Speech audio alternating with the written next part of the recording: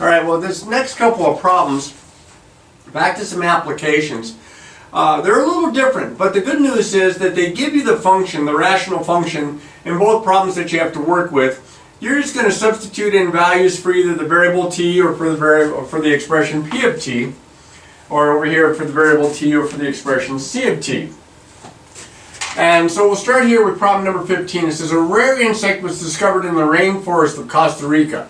Environmentalists transplant the insect into a protected area. The population of the insect t months after being transplanted is given by this. P of t equals 40, the numerator is 45 times the quantity 1 plus 0.6 t, all divided by 3 plus 0.02 t. Says, what is the population when t is 0? So 0 months. How many did they start with? 0 months. That means when they just transplant them and put them in this protected area, how many insects do they have? Well, let's see. I'm going to substitute 0 in for t here and here. So I have p of 0 is equal to 45 times the quantity 1 plus 0.6 times 0 all over 3 plus 0.02 times 0.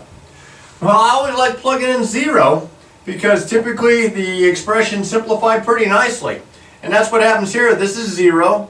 This is 0. I have 45 times 1 all over 3.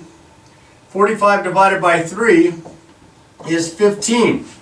So I'm starting out with 15 of these bugs. Alright, what's the population when t is 0? When t equals 0 months, the population is 15 insects. Alright, that was an easy one. This is a little bit tougher. You have to probably start thinking about where you left your calculator, because I think you're going to start wanting to use a calculator on some of these. So this next one says, what will be the population after 10 years? Well, 10 years, t is in months. 10 years, 10 times 12 months to a year, that's 120. So I have p of 120 months. Do you all see why it's 120? 10 years times 12 months. T is in months. That's going to be 45 times the quantity of 1 plus 0.6 times 120 all over 3 plus 0.02 times 120. Alright, well, let's see, what did I do with my calculator? Well, son of a gun. Here it is. Just happen to have it handy in my back pocket here, so I'll turn it on, clear out whatever I was working on before, and I'm going to do this calculation here. So since I got my 83 out, I'm going to do 45 times the quantity of 1 plus 0.6 times 120, that's all in parentheses, and all that gets divided by the parenthesis 3 plus 0.02 times 120, the parenthesis. I don't know if it's going to be very clear on this, but that's what I end up with. You're using a scientific calculator or a different kind of graphing calculator, you're going to probably have something that looks a little different. Hopefully I've done this right. I push equals. I get 608 and 1/3. Oop. I get 608.33 and the 3's continue. So what will the population be after 10 years? Well, we're not going to include 1/3 of a bug. So after 10 years, there are 608 insects. Okay. Now it says, when will there be 549 insects? Well, looks like it's going to be less than 10 years because 549 is less than 608.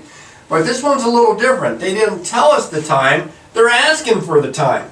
They want you to solve for t. They give you the population. That's that. P of t is the population. So I'm going to excuse me. I'm going to replace P of t. Excuse me. Should have been eating those peanut M&Ms. I'm going to replace P of t with 549 equals 45 times the quantity 1 plus 0.6 t, and that's all divided by 3 plus 0.02 t. Now, this is a rational equation like the last video. You want to get rid of your denominator here. Now, since it's a single denominator, you can think of it as putting this over 1, because now you kind of have like a proportion. Cross multiply. I get 45 times 1 plus 0.6t is equal to 549 times 3 plus the quantity 0.02t. I'm going to distribute here. I get 45 plus, let's see, 0.4, let me clear that out. I get 45 times 0.6. I think that comes out, yeah, 27. This is 27t equals 549 times 3. That's 1647 plus, now 549 times that is 500. Nope, hang on a second. I hit the wrong button here. 549 times 0.02. 549 times 0.02. Ah, there it is. I get 10.98. I was going to say I didn't think it was going to have a 5 there. And so now t. So now I'm going to solve this. I'm going to subtract 45 from both sides. And I'm going to subtract 10.98t from both sides. I know you can get rid of the decimal by multiplying by 100, but I think I can do this with my calculator. That cancels. I get 16.02t. I had to get line up my decimal points, put a couple zeros there, do my combining of like terms. Here I get, these cancel out, and I get 1602. Oh, look at that. Divide both sides by 16.02. T equals 100. Now remember, T is in months, so it says, when will there be 549 insects after 100 months? There will be,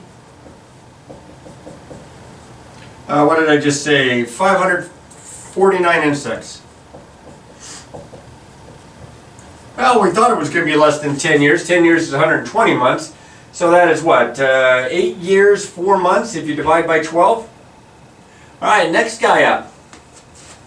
Problem 16 says the concentration, capital C, which is in milligrams per deciliter of a certain antibiotic in a patient's bloodstream is given by this guy right here. There's your function. C of t equals 50t over t squared plus 25. Hey, no decimals. Where t is the time in hours after taking the antibiotic. So you take the antibiotic, let's say it's a pill.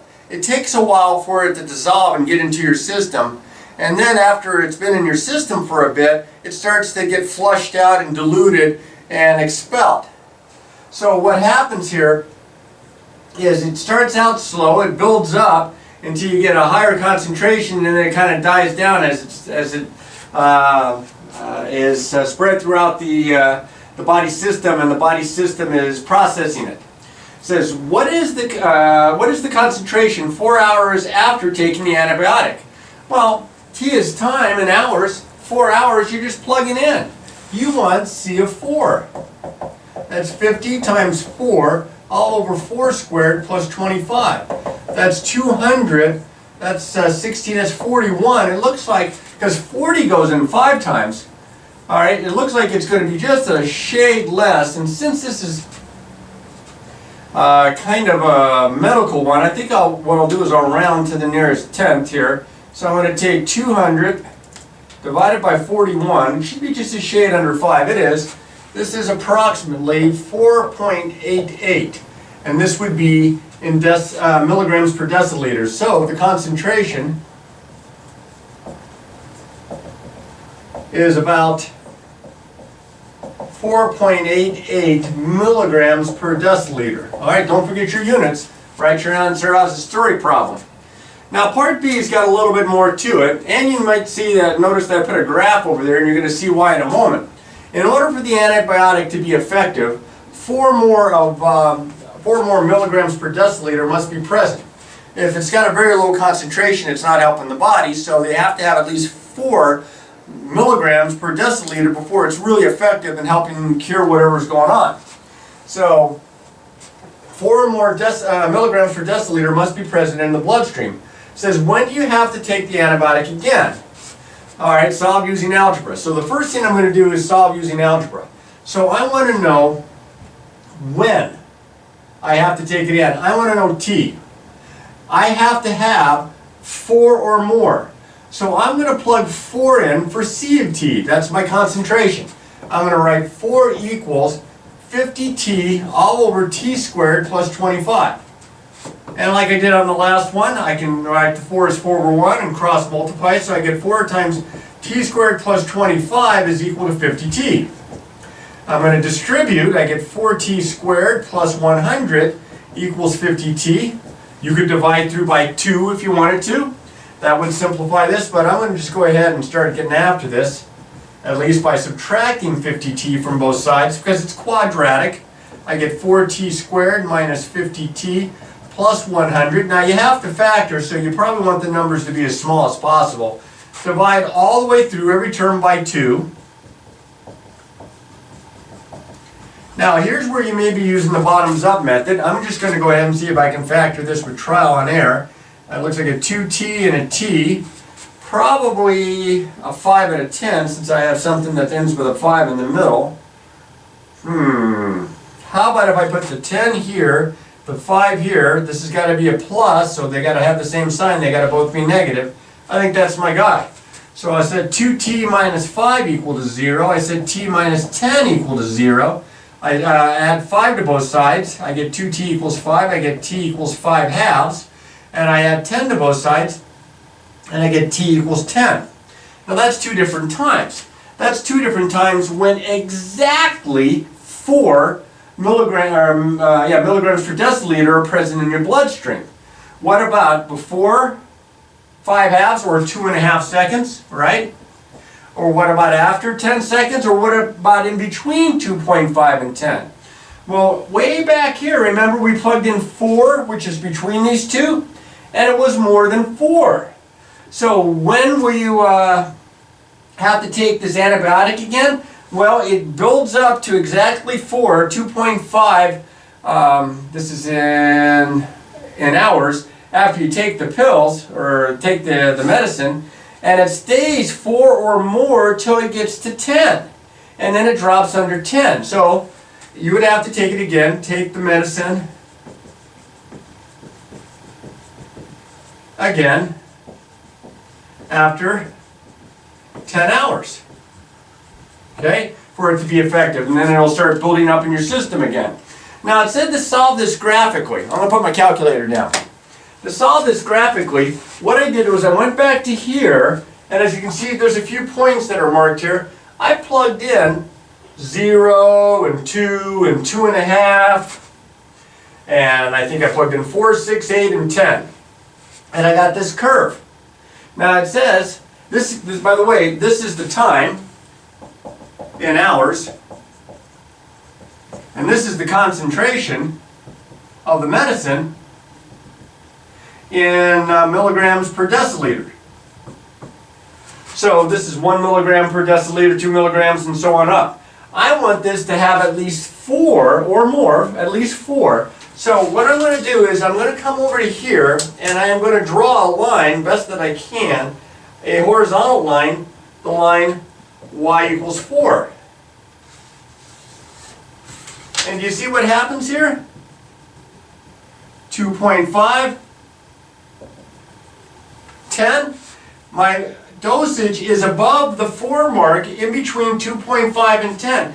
After 10 it drops down. That's why I need to take the medicine again after 10 hours to build up that concentration in my system. Alright, now all we have to do is look at the graphs.